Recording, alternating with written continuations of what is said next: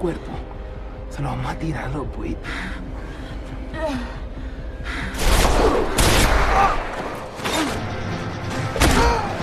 You made a big mistake coming here.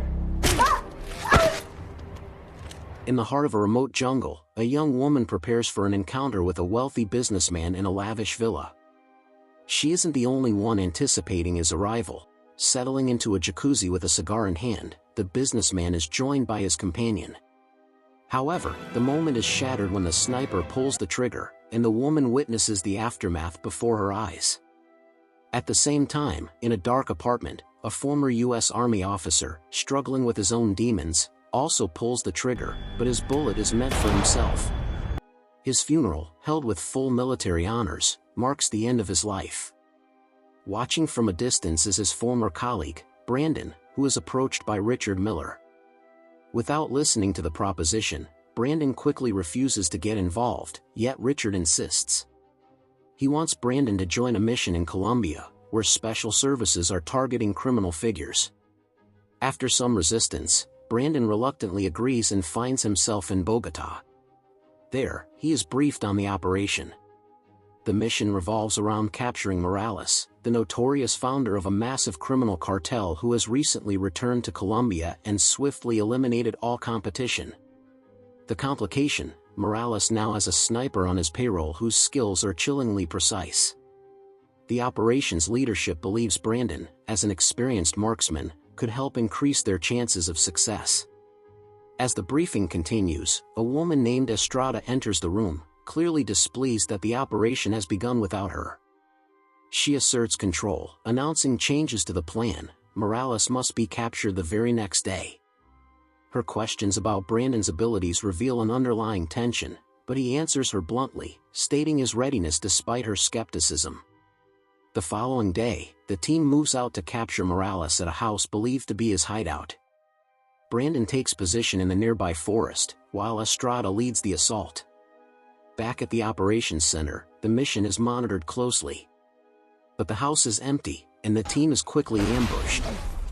One of Estrada's men is shot in the leg, and it becomes clear a sniper is working from the forest. As Estrada drags the wounded soldier to cover, the sniper's next bullet fatally strikes him. Brandon pinpoints the sniper's location, but is unable to take the shot. At headquarters, a heated discussion ensues. Samson, one of the staff, suggests an insider may be feeding information to Morales. After regrouping at a safe house, Estrada and Brandon discuss the failed operation. Estrada shares her grief over the loss of her men, but Brandon, having experienced similar pain, advises her to focus on their duty. Meanwhile, the sniper known as Diablo, who has been spending time with his girlfriend, receives a call reminding him of his mission to eliminate Estrada. As Estrada wanders the noisy streets, seeking solace, she enters a bar and meets with Father Carlos, a priest who serves as her spiritual guide. The priest urges her to abandon the operation for her own safety, but Estrada is determined to continue. Father Carlos, who knows about Diablo's involvement, reveals the sniper's identity and warns her that no one can be trusted. Back in the field, Brandon receives a call from Santiago, who detects a glint in the distance. Brandon confirms it's a laser sight, likely Diablo's, but the sniper makes the first move, narrowly missing Brandon. During a meeting, it is decided that Brandon and Estrada will be moved to a more isolated location. Samson volunteers a spot and takes responsibility for transporting them. Meanwhile, Morales is enjoying himself at his mansion with a group of young men, who he once recruited into his gang as children. He answers a phone call in his office, where Diablo is already waiting for him. The hitman demands payment, but Morales points out that Estrada is still alive, meaning the job is incomplete. He also expresses his frustration with working with a mercenary, ending their partnership. Diablo is ordered to leave. On their way to their new base, Estrada gets a call from Father Carlos, who informs her that he knows where Diablo's girlfriend is hiding and sends the address. However, their car is hit by a truck. A fight ensues, and while Brandon exchanges fire, Estrada manages to slip away undetected, leaving her phone with a message in the back seat for Brandon to find once the skirmish is over. She heads to Maria Ramos's house, only to walk into an ambush set up by Morales's gang. Despite struggling, she can't fend off the attackers, especially with Diablo's girlfriend joining in. Just in time, Brandon arrives and takes control. During the scuffle, Estrada grabs a pendant from Maria's neck, revealing a photo of Diablo, which gives them a glimpse of his true identity. Brandon suspects someone inside their operation is feeding information to Morales and Diablo. Estrada suggests they hide without any help from the authorities to keep their location secret.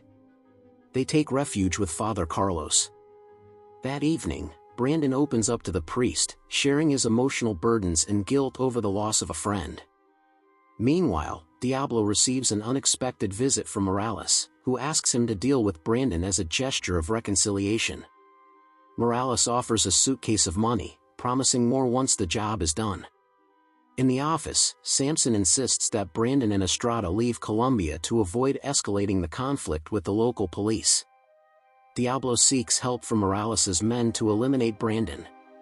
They tell him that they know Father Carlos has been supporting the law enforcement's efforts against Morales. Brandon and Estrada later receive a message from the priest with a meeting location, but when he stops responding to their calls, they realize it's a trap. They take cover and observe the square. When a truck arrives, Morales's young followers cause chaos. After the truck leaves, they see Father Carlos hanging from a tree, a victim of the trap. Estrada rushes to help, but Brandon restrains her, realizing the sniper is likely positioned nearby. As Father Carlos's condition worsens, Brandon takes a shot, cutting the rope and allowing the priest to fall to the ground. But just as the priest struggles to breathe, both Brandon and Diablo open fire at each other. Neither hits their target, but Diablo shoots at the priest's back. At the funeral, the town gathers to mourn Father Carlos, and Estrada mourns deeply, as he was like a father to her. Brandon notices some of Morales's men and chases one down for information, offering protection in exchange.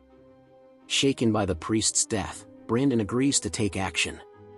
The following day, a special task force captures Morales and sends him to Miami, but it's clear that Diablo will try to stop the trial, as too many people, including himself, could be implicated by the testimony. The team flies to the US, where the sniper also arrives, planning an assassination of the former crime boss. The agents devise a plan to capture the hitman.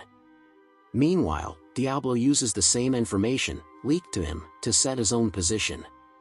The trial day arrives, and Morales is supposed to be transported in a black SUV, but last-minute changes occur. Brandon informs Samson that the man in the bag is a decoy, while the real Morales is being moved in a white minibus. Samson is uneasy, having not been informed of the change, but reluctantly accepts the situation.